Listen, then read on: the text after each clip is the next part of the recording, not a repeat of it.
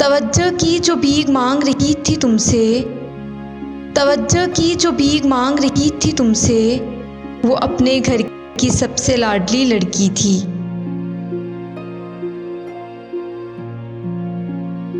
بہت کرتا تھا محبت محبت، بہت کرتا تھا محبت محبت، خیر اب تو بات بھی نہیں کرتا۔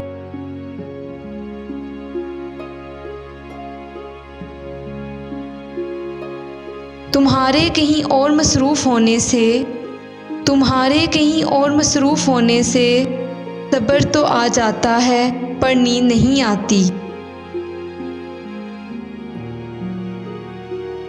وہ کیا جانے کیا ہوتی ہے یک طرفہ محبت، تپتے صحرا میں گرتا ہو جیسے کوئی پیاسا۔